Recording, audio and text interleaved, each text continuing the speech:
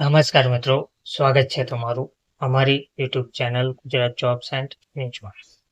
મિત્રો, આંગણવાડીને લઈને મહત્વની અપડેટ સામે આવી છે.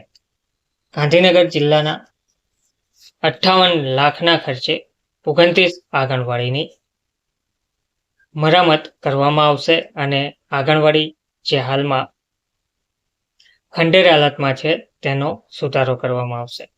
તો રાજ્ય સરકારની વર્ષ 2023-24ની ગ્રાન્ટ ફાળવવા ટીડીઓએ વહીવટી મંજૂરી આપી દીધી છે. ગાંધીનગર જિલ્લાના 4 તાલુકામાં આવેલી 29 આંગણવાડી કેન્દ્રોની મરામત કરવા માટે જિલ્લા વિકાસ અધિકારીએ વહીવટી મંજૂરી આપી છે. રાજ્ય સરકારની વર્ષ 23-24ની ગ્રાન્ટ આઈસીડીએસ શાખાને ફાળવવામાં આવી છે.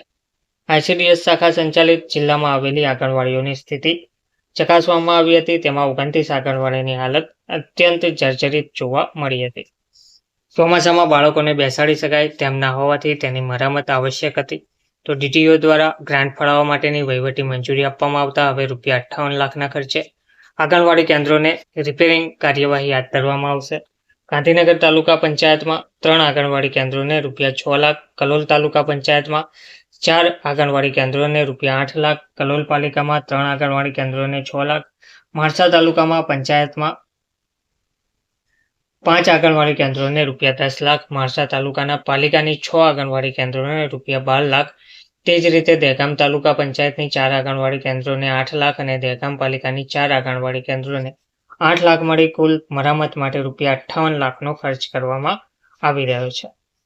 આ ઉપરાંત આઈસીડીએસ શાખામાં વર્ષ 2024-25માં જિલ્લા પંચાયતના સહપંટોળમાંથી મહિલા અને બાળ વિવાહ સમિતિની ₹75 લાખની ગ્રાન્ટમાંથી કુલ 31 આંગણવાડી કેન્દ્રોનું રિપેરિંગ કરવા વહીવટી મંજૂરી આપવામાં આવી છે. જેમાં ગાંધીનગર તાલુકાની 5 આંગણવાડી કેન્દ્રોને ₹12,71,871, કલોલ તાલુકામાં 9 આંગણવાડી કેન્દ્રોને ₹24,65,613 અને માણસા તાલુકાના 8 આંગણવાડી કેન્દ્રોને ₹12,96,900 તેમજ દહેગામ તાલુકાના 9 આંગણવાડી કેન્દ્રોને ₹24,65,616 અને એમ 75 આંગણવાડીનો સમાવેશ કરવામાં આવી રહ્યો છે. ધન્યવાદ.